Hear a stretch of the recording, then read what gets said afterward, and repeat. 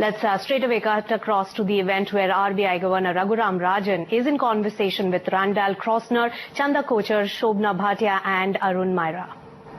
India is, as you know, going through a period of turmoil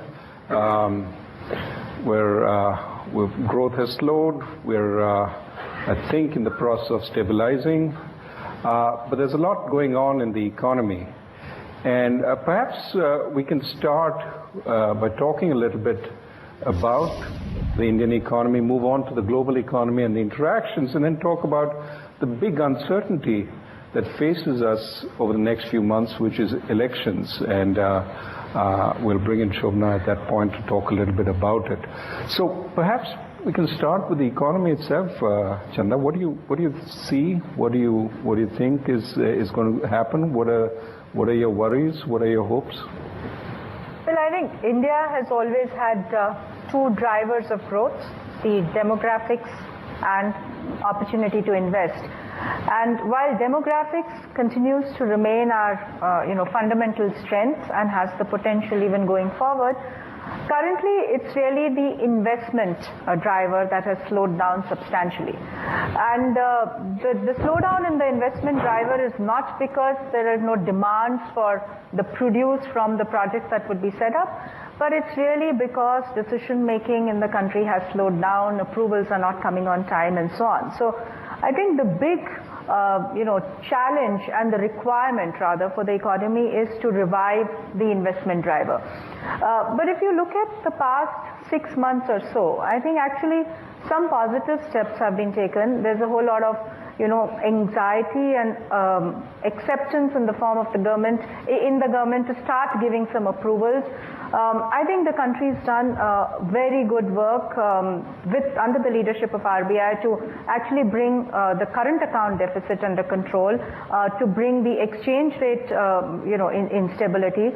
The fiscal deficit part is actually now looking much to be within the targets.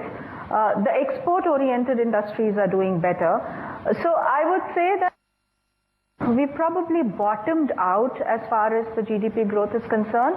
But each of these factors that are looking good today cannot really revive the economy in a very big way unless we really bring back investments.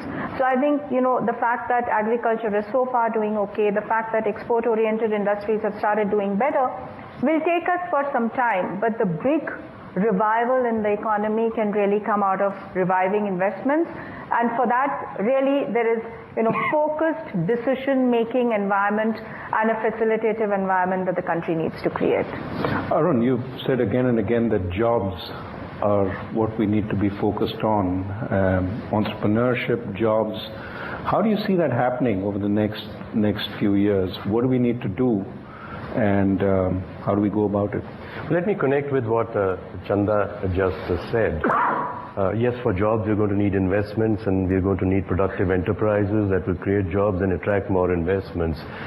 And investments are not coming today. And I just want to go to refer to V.S. Naipaul actually, and he's reflected on India in a rather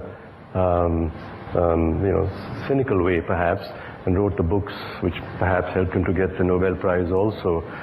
India, an area of darkness, India, a wounded civilization. Then in the early 1990s, he said, India, a million mutinies now. This release of energy in this country, which has helped us along.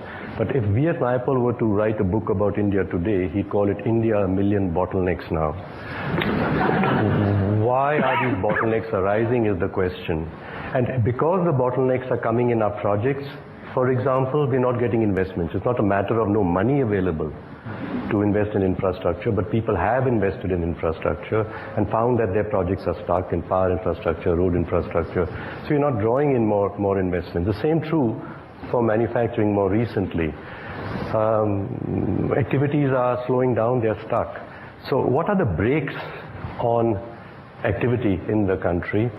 There is a lot of contention in almost everything. It's as a million mutinies or bottlenecks now in everything.